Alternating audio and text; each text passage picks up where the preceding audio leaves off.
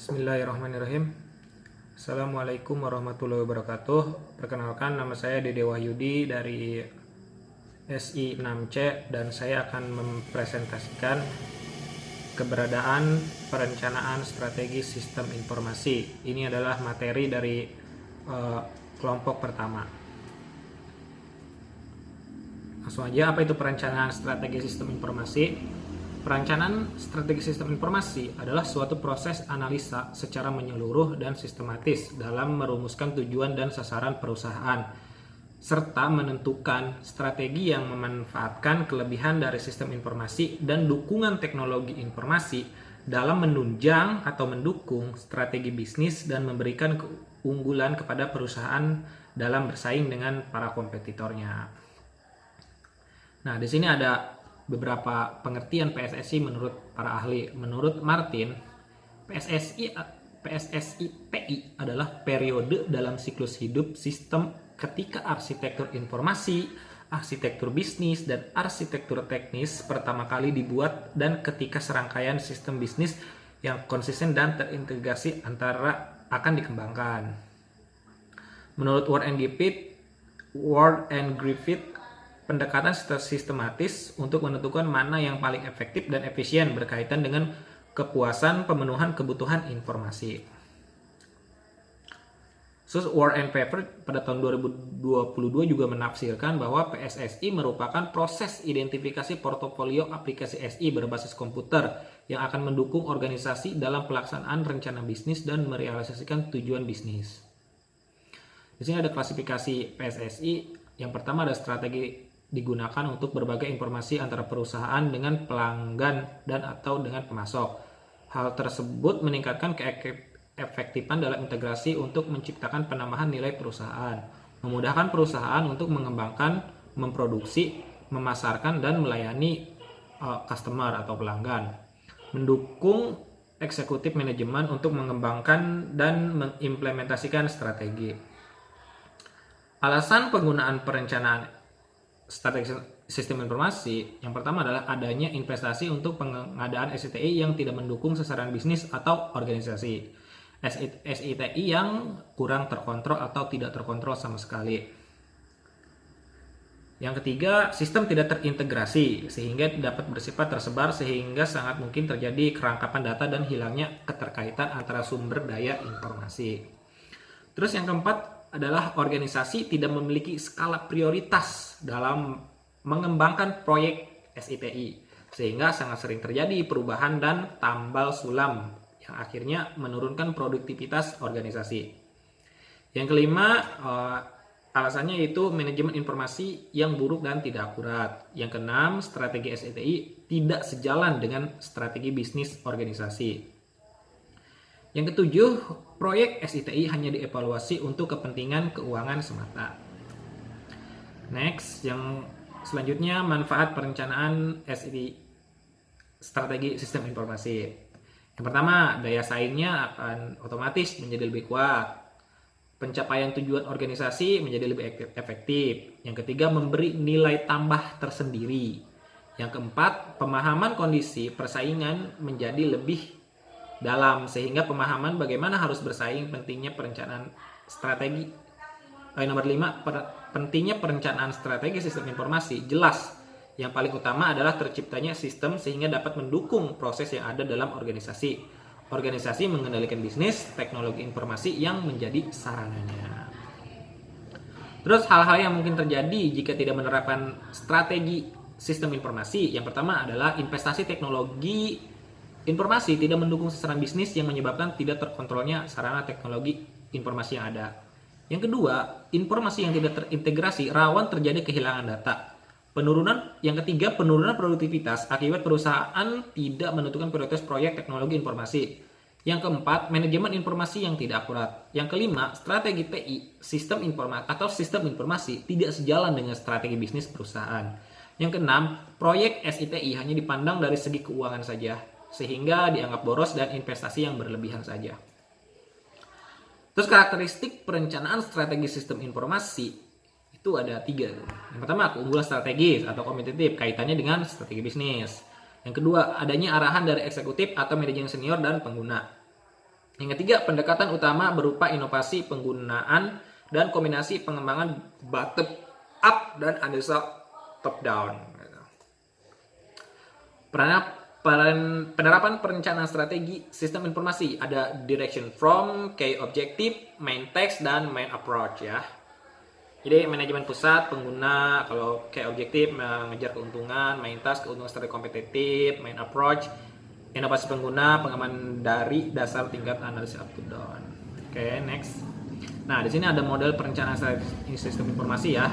Ada ininya, sangkutannya dari SI strategi berkaitan dengan bisnis SI strategi, SITI manajemen strategi, IT strategi, dan masuk ke fitur application portofolionya. Itu ada hasil outputnya. Terus ada internal business environment, external SITI environment, internal business, dan ada lagi, banyak lagi. Terus ada hubungan strategi bisnis SI dan TI. Nah, ini di sini ada strategi bisnis ke pendukung bisnis, arahan bisnis. Jadi maksudnya ke strategi sistem informasi, langsung ke hardware-nya itu strategi teknologi informasi. Jadi apa yang dibutuhkannya itu apa aja berdasarkan bisnis, berorientasi pada permintaan dan fokus pada aplikasi. Sedangkan bagaimana pelaksanaannya itu berdasarkan aktivitas, berorientasi pada penawaran dan fokus pada teknologi.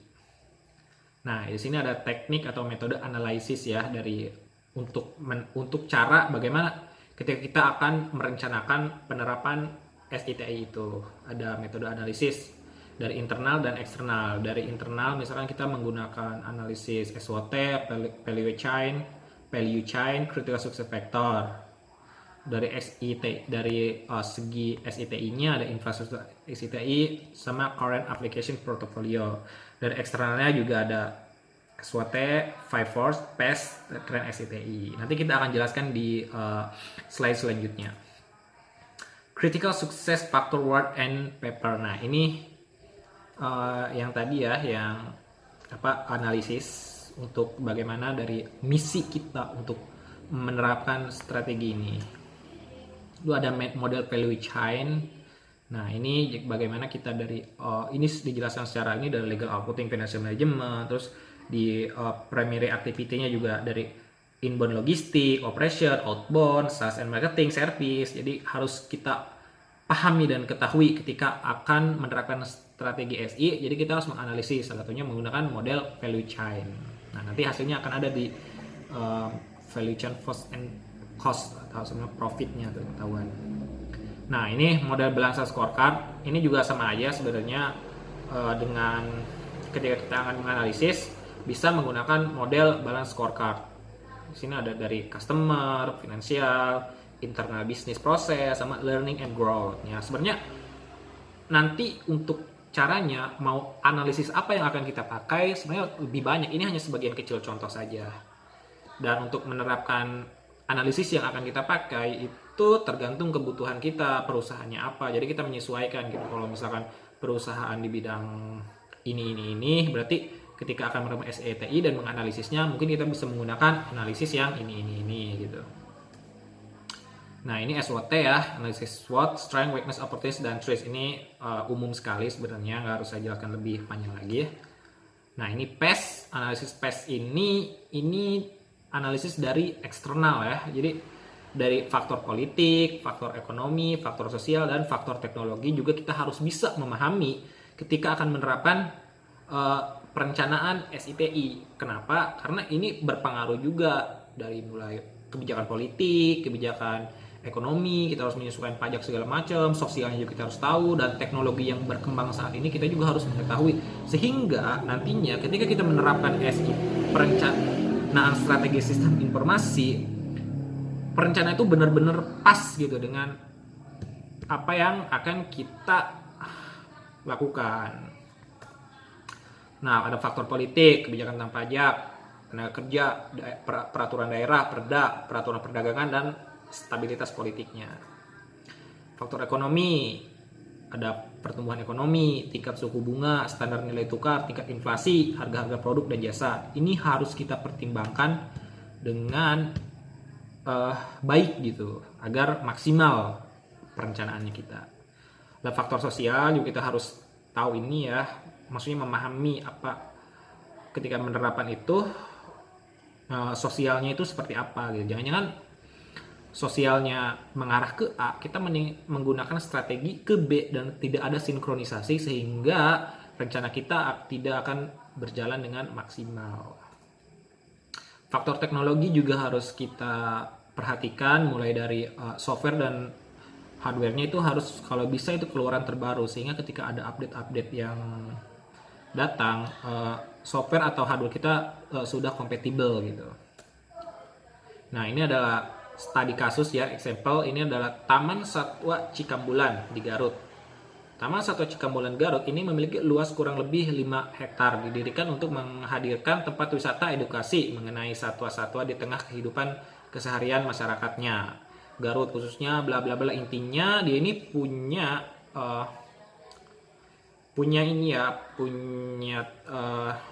kebun binatang lah istilahnya, dan dia ingin menerapkan strategi sistem informasi untuk meningkatkan perusahaannya gitu. Di sini dia menganalisis menggunakan analisis SWOT ya. Nah, setelah diketahui dari analisis SWOT-nya, dia menemukan tuh hasil outputnya. Di sini ada paket program aplikasi yang application portfolio-nya. Terus required aplikasinya ada aplikasi kelola satwa, penjualan tiket, personalia, dan macam-macam. Terus ada dari potensial aplikasinya juga ada layanan wifi gratis di kebun binatang, sama ada pembuatan website gitu. Nah, ini instrument justification-nya. Jadi ini hasil yang akan diambil, ada DSS ya. Ada aplikasi pengelolaan aset, aplikasi koleksi satwa, kayak operasional, aplikasi penjualan tiket, yang paling pentingnya yang diambil dari analisis tadi, aplikasi personalia, aplikasi keuangan. Kenapa nggak diambil semuanya dari hasil output tadi? Karena si kebun binatang ini hanya mengambil beberapa masalah, dan ketika masalah itu dapat ditemukan solusinya oleh strategi TI, jadi yang urgent aja gitu yang diambil. Misalnya kayak penjualan tiket, kan kalau misalkan sudah didigitalisasi itu akan lebih mudah dalam penjualan. Kalau misalkan ada bikin iklan segala macam yang merupanya itu tidak terlalu penting, malah menghabiskan keuangan, jadi itu di skip ya istilahnya, nggak dipakai dulu. Mungkin itu menjadikan plan di lain waktu gitu. Nah, cukup sekian, terima kasih. Wassalamualaikum warahmatullahi wabarakatuh.